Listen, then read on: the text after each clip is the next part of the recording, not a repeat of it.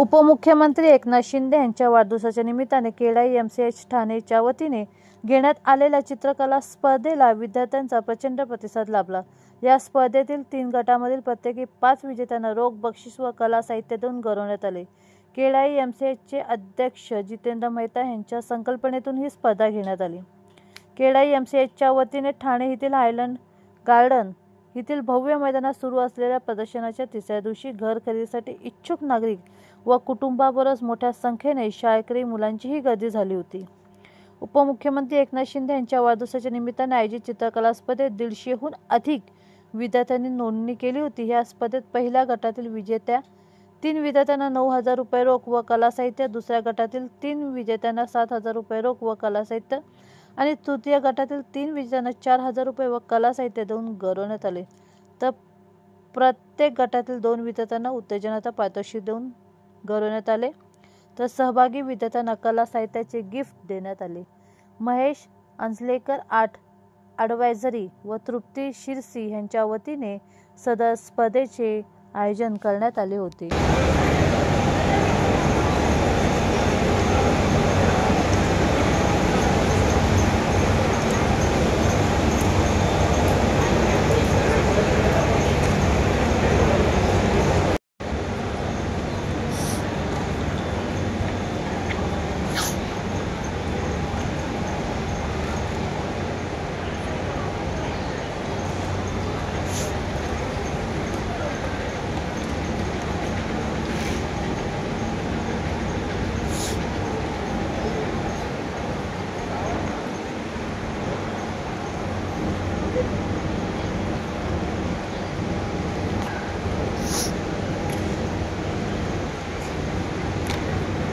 बेटा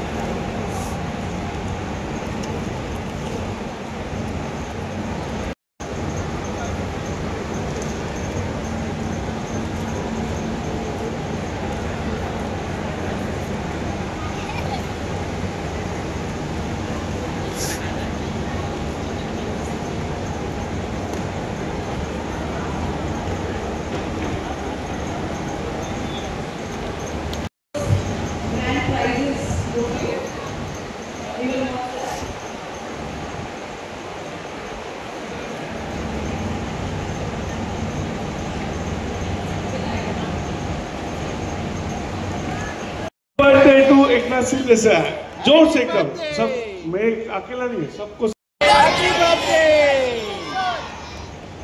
thank you very much.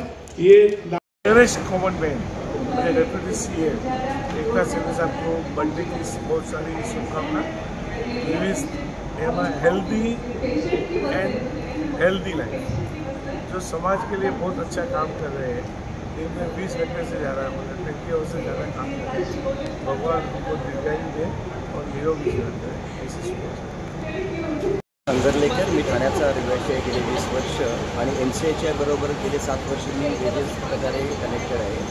यावर्षी आम्ही मुलांसाठी ही चित्रकला स्पर्धा अरेंज केली आहे की ज्याच्यामध्ये 100 मुलांना आणि ते 100 म्हणताना आता 110-120 मुलांपर्यंत आहे आणि त्याच्यामध्ये एज ग्रुप अगदी लहान म्हणजे 1 ते 7 पासून 14 वर्षापर्यंत मुलांना आम्ही घेतलेलं आहे. आणि याचं कारण असं आहे ना की आपण बघितलं असेल की पॅन्डेमिकमध्ये कळलं की तुमच्याकडे काहीतरी छंद हवा आणि छंद नसल्यामुळे जी एक मेंटल स्थिती असते लोकांची जी शांत राहण्यासाठी जरुरी असते ती छंदाने जोपासली असते आणि चित्रकला त्याच्यामध्ये एक छंद आहे. मी स्वतः स्कल्प्टर आहे, मी आर्ट स्कूलमधलं डिग्री होल्डर आहे आणि मी माझं प्रोफेशनली काम करतो. त्या कामातनं सांभाळून पण जेव्हा MCHचे जी प्रेसिडेंट जितूबाई जी कल्पना आली की आपण असं आर्ट्स हे करूया, कॉम्पिटिशन करूया आणि त्यांनी हे सगळं स्पॉन्सर केलं. मी फक्त अरेंज केलं आहे, पण याच्यामध्ये आम्ही सब्जेक्ट पण असे दिलेत ना की जनरली मुलांना 1 ते 7 मुलांपर्यंत मुलांना विषयच दिलेले नाही, कारण विषय न देणं फार चांगलं, कारण त्यांना ते विषयामध्ये अजून अडकतात आणि आपल्याला ते जरुरी नाही आहे. त्यांना एक्सप्रेस करायला भरपूर वाव देऊया. नंतर 8 ते 10 मुलांच्या मुलांना आम्ही युटेन्सिल्स दिले घरातले, कारण बघा ना की आज काय झालं आहे की मुलं किती गोष्टींकडे बारकाईने बघितलं जातं. त्यांना माहीत असतं काय की आपण दूध कशामध्ये पितो आणि जेवतो कशामध्ये किंवा पाण्याचा ग्लास कसा असतो, तर ते ॲटोमॅटिकली होत असतं. आज जसे सोशल मीडियामध्ये आणि सगळे जे चाललेलं आहे त्याच्यामध्ये आपण ॲटोमेशनमध्ये गेलेलो, आपण त्यांच्याकडे बघितलं जात नाही. कदाचित मी हा सब्जेक्ट दिल्यामुळं कदाचित लोकांना पातेले काय असतं, बादली काय असते किंवा चमचा काय असतो आणि सूपचा चमचा कसा वेगळा असतो ह्याचं सगळं ऑब्झर्वेशन केलं असेल आणि ते चित्रामध्ये रिफ्लेक्ट केलं. नंतर आम्ही जो 11 ते 14 वर्षापर्यंत मुलांसाठी घेतलं आहे त्याच्यामध्ये आम्ही मुद्दाम अ व्ह्यू फ्रॉम विंडो, कारण ही विंडो आहे ही तुम्हाला जगाशी कनेक्ट करते. तुम्ही आतमध्ये कुठे असा ते जगाजवळ तुमचा संबंध त्या विंडोमधला आहे. त्या विंडोमध्ये तुम्ही काय बघता, कदाचित एखाद्याला नदी दिसेल, एखाद्याला खाडी दिसेल किंवा एखाद्याला अगदी भरलेलं झाड पण दिसेल, पण किंवा एखाद्याला काही दिसेल ओपन हे दिसेल. तर ते कसा एक्सप्रेस करतो त्यासाठी आपण हे विषय ठेवले, विषय थोडे युनिक ठेवले आणि एकच विषय दिलेला आहे. त्यामुळं मला वाटते मुलं चांगले एन्जॉय करतील, चांगलं काम करतील. पेरेंट्सनी पण खूप चांगल्या तऱ्हेने रिस्पॉन्ड केलं आहे, म्हणजे आम्हाला रजिस्ट्रेशन थांबवावं लागलं.